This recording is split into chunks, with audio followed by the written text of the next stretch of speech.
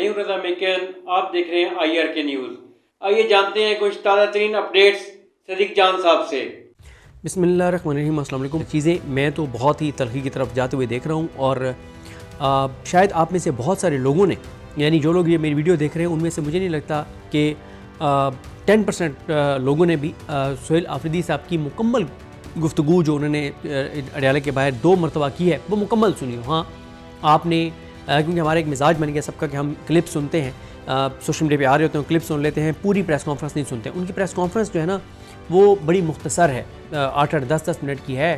جو 2 انہوں نے پریس کانفرنسز کی ہیں اڈیالہ کے باہر، وہ اس ویڈیو کے اینڈ میں لگا دوں گا۔ اگر آپ یہاں پہ سننا چاہیں تو سن لیجئے گا، ورنہ آپ کسی بھی پلیٹ فارم پہ جا کے وہ 2 ان کی پریس کانفرنسز ضرور سنیں۔ وہ پریس کانفرنسز آپ سنیں گے تو آپ کو اندازہ ہوگا کہ کتنی چیزیں تلخی کی طرف جا رہی ہیں، اور انہوں نے وہ بیانات دیے ہیں جو میرا نہیں خیال کہ عمران خان کے علاوہ کوئی اتنی جرت سے یہ بیانات دے سکتا ہے۔ اور سہیل آفریدی صاحب کی اس میں آپ نے باڈی لینگویج دیکھنی ہے، ان کی باڈی لینگویج بھی بتاتی ہے کہ وہ بڑے کلیئر ہیں، ان کو بڑی کلیئرٹی ہے کہ چیزوں کو کس طرح سے لے کر چلنا ہے۔ اور کل وہ اسلام آباد ہائی کورٹ گئے، 1.5 گھنٹہ وہاں بیٹھے رہے، ان کی چیف جسٹس اسلام آباد ہائی کورٹ سے ملاقات نہیں کرنے دی گئی، چیف جسٹس نے ملاقات کرنے کی جرت نہیں کی۔ پھر وہ اڈیالہ گئے، 5ویں بار گئے، ان کی عمران خان صاحب سے ملاقات نہیں کروائی گئی، اور ان کو دھمکیاں بھی دی جا رہی ہیں۔ اور میں آپ کو ایک چیز عرض کروں کہ آپ کو تو صرف وہ چیزیں پتہ ہیں جو ریکارڈ پر ہیں، جو سامنے ہیں۔ ہم کیونکہ KP میں بھی جا کے PTI کے لوگوں سے ملتے ہیں، اور ہماری جتنی بھی میٹنگز ہوئی ہیں سہیل آفریدی صاحب کے ساتھ یا ان کے قریبی ساتھیوں کے ساتھ، وہ ساری آف دا ریکارڈ تھی۔ تو ہمیں اندازہ ہے چیزیں پس پردہ جن لوگوں کو پتہ ہے وہ آپ کو بتا سکتے ہوں گے، یعنی ریکارڈ پہ تو میں بھی نہیں لا سکتا، ظاہر ہے وہ چیزیں ایسی ہیں کہ چیزیں پس پردہ بھی بہت ہی زیادہ خراب ہیں سہیل آفریدی صاحب کے حوالے سے، نہ صرف سہیل آفریدی صاحب کے حوالے سے بلکہ ان کے دوستوں کے حوالے سے۔ دیکھیں نا، جنید اکبر صاحب صدر ہیں KP کے، ان کو PTI کے صدر ہیں، ان کو بھی اس وقت شدید ان کو تھریٹس ہیں، شاہد خٹک کو بہت شدید تھریٹس ہیں، سجاد محمد انہوں نے امن پاسون کیے محمد میں، ان کو شدید تھریٹس ہیں۔ اسی طرح سے آپ دیکھ لیں کہ اب یہ جو 26 نومبر کا کیس ہے، 1 سال بعد یعنی کوئی 340 دن بعد نامزد کر دیا گیا ہے سہیل آفریدی صاحب کو، مینا خان کو، ڈاکٹر امجد کو، اور ساتھ ہی شفیع اللہ جان کو۔ شفیع اللہ جان بھی آپ نے کل دیکھا کہ انہوں نے DG SPR سے جو سوال کیے وہ بہت خطرناک گفتگو تھی ان کی۔ اس سے پہلے جو پہلی ان کی پریس کانفرنس تھی ان کی شفیع اللہ جان کی، اس میں بھی انہوں نے کہا تھا کہ ہمیں پیغام بھجوایا گیا کہ ایسی کی تیسی، تو ہم جواب میں آپ کو کہتے ہیں کہ تمہاری ایسی کی تیسی، اور بہت سخت انہوں نے پہلی پریس کانفرنس کی تھی۔ تو اس وقت نا شدت بڑھتی چلی جا رہی ہے۔ اچھا، ابھی تک تو یہ ہے کہ فیصلہ سازی سہیل آفریدی کے ہاتھ میں نہیں ہے، فیصلہ سازی محمود خان اچکزئی صاحب کے ہاتھ میں ہے، کیونکہ عمران خان صاحب نے اختیار محمود خان اچکزئی صاحب کو دیا ہے۔ لیکن محمود خان اچکزئی صاحب جو ہیں وہ صرف باتیں کر رہے ہیں، صرف میڈیا ٹاکس کر رہے ہیں۔ محمود خان اچکزئی صاحب ابھی تک کوئی ٹھوس لائے عمل مزاحمت کا دینے میں ناکام نظر آتے ہیں۔ یا تو ان کے پاس کوئی ایسی انفارمیشن ہے جو وہ کسی سے شیئر نہیں کرنا چاہتے یا کر نہیں سکتے، اور وہ بتا نہیں رہے، اور ان کے ذہن میں کوئی پلان ہے جو ابھی تک انہوں نے شیئر نہیں کیا۔ لیکن جو اب تک انہوں نے گفتگو کی ہے، جو چیزیں آن ریکارڈ ہیں، اس میں محمود خان اچکزئی صاحب کے پاس کوئی مزاحمت کا پلان نہیں ہے۔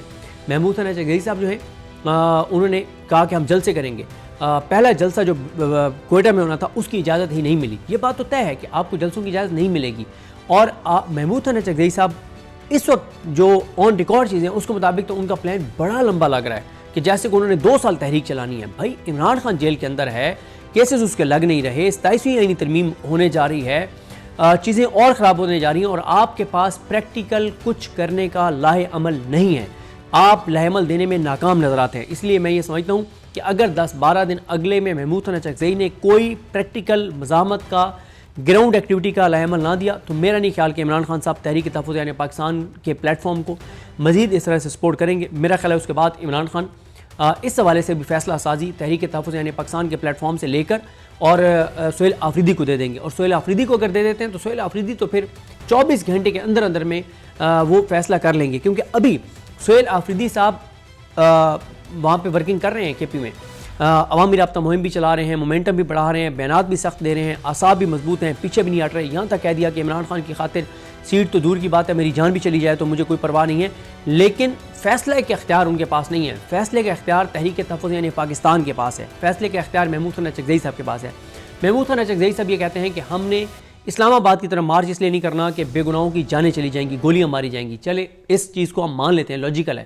ہم یہ نہیں کہتے کہ آپ لازمی اسلام آباد کی کال دیں، وہ پی ٹی آئی کا فیصلہ ہے، تحریک تحفظ یعنی پاکستان کا فیصلہ ہے. لیکن 5 دن ہو گئے ہیں اس خبر کو. ان 5 دنوں میں سوائے ایک پریس کانفرنس کے محمود خان اچکزئی صاحب نے پریکٹیکلی کیا کیا، یہ میرا سوال ہے. محمود خان اچکزئی صاحب نے ان 5 دنوں میں کیسے کوئی ایسی مزاحمت کیا جس کے اوپر ہم کہیں کہ یار حکومت کو بڑی انہوں نے ٹینشن دے دی ہے. اس سے پہلی ویڈیو میں میں نے آپ کو بتایا آئی ایل ایف ہمیں کہیں مزاحمت کرتی ہوئی نظر نہیں آ رہی، وکلا مزاحمت کرتے ہوئے نہیں نظر آ رہے، جو پی ٹی آئی کی حمایت یافتہ وکلا تنظیمیں جیتی ہوئی ہیں وہ ہمیں مزاحمت کرتے ہوئے نظر نہیں آ رہے، جو member Punjab bar council P T I کے عمران خان کے نام پہ جیتے ہیں وہ مزاحمت کرتے ہوئے نظر نہیں آ رہے. پی ٹی آئی کے ایم این ایز آج اب دیکھتے ہیں، آج پتہ نہیں قومی اسمبلی کا اجلاس ہے یا نہیں، وہ ہمیں کوئی اس طرح سے مزاحمت کرتے ہوئے نظر نہیں آ رہے. ایم پی ایز اس طرح سے مزاحمت کرتے ہوئے نظر نہیں آ رہے، ان کی آئی ایس ایف اس طرح سے مزاحمت کرتے ہوئے نظر نہیں آ رہی، ان کی یوتھ اس طرح سے مزاحمت کرتے ہوئے نظر نہیں آ رہی. سب نے 2 چیزوں کو بڑا نارملائز کر دیا ہے. ایک، عمران خان کی قید کو نارملائز کر دیا ہے سب نے کہ ٹھیک ہے پڑھا رہے، وہ اپنی مرضی سے پڑھا ہوا ہے، باہر نہیں آنا چاہتا، بس ٹھیک ہے آ جائے گا جب آنا ہوگا. نارملائز کر دیا گیا عمران خان کی گرفتاری کو، اس کی بے گناہ قید کو پی ٹی آئی نے باہر بالکل نارملائز کر دیا ہے. یعنی کوئی ذکر ہی نہیں ہوتا کہ یار عمران خان کو 800 اور اتنے دن ہو گئے بے گناہ قید ہے. اتنا نارملائز کر دیا گیا ہے جیلوں کو کہ 900 سے زیادہ دن ہو گئے ہیں اعجاز چودھری صاحب، عمر سرفراز چیمہ صاحب، میاں محمود الرشید صاحب، ان کو شاہ محمود قریشی صاحب، ڈاکٹر یاسمین راشد صاحبہ، ان ساروں کو، حسان نیازی وغیرہ کو ملٹری کورٹس کی کسٹڈی میں دی گئی، جو نارملائز کر دیا گیا کہ ٹھیک ہے یار کہنا آسان ہے. 900 دن سے زیادہ قید، 800 دن سے زیادہ عمران خان کی قید کہنا آسان ہے، لیکن نارملائز کوئی ٹینشن نہیں. کیس نہیں لگ رہے اسلام آباد کورٹ میں، کوئی ٹینشن نہیں ہے. نہ وہاں پہ آئی ایف کے وکیل آتے ہیں، نہ دیگر بڑے وکیل آتے ہیں، نہ حامد خان صاحب آتے ہیں. بھائی مجھے یاد ہے ایک نواز شریف کے حوالے سے ایک کیس تھا، انہوں نے سپریم کورٹ بار کے کوئی 8 سے 10 مرکزی صدر اور سیکرٹری جنرلز کو اس دن نون لیگ لے کر آئی تھی کمرہ عدالت میں ججز کے سامنے. اور اس کے علاوہ کوئی 10-12 بڑے وکلا لیڈر، 20 کے قریب بڑے لیڈر لے کر آئے تھے وہ ججز کے سامنے. یہ تو یہاں پہ تو حامد خان اور انتظار پنجوتا خود نہیں ہوتے. کل اسلام آباد کورٹ میں کہاں تھے انتظار پنجوتا اور حامد خان؟ کہاں تھے ان کی وکلا کی تنظیمیں اور وکلا بڑے؟ لہٰذا میرا خیال ہے کہ عمران خان صاحب اگر اگلے 10-12 دن میں بھئی کوئی تو لائحہ عمل دیں گے نا. محمود خان اچکزئی صرف باتوں سے اس نظام کو گرانا ہے تو باتوں سے تو یہ نظام نہیں گرنے والا. 1 سال پہ 27 یعنی ترمیم کو پیٹیں گے. مجھے اپنے دعا میں یاد رکھیں. الکریم ہم سب کا حامی ناصر ہو. اللہ حافظ. تو ناظرین یہ تھی آج کی تازہ ترین اپڈیٹس جو آپ نے جانی صدیق جان کی زبانی. اسی کے ساتھ اپنے میزبان رضا میکن کو اجازت دیجیے. اللہ حافظ.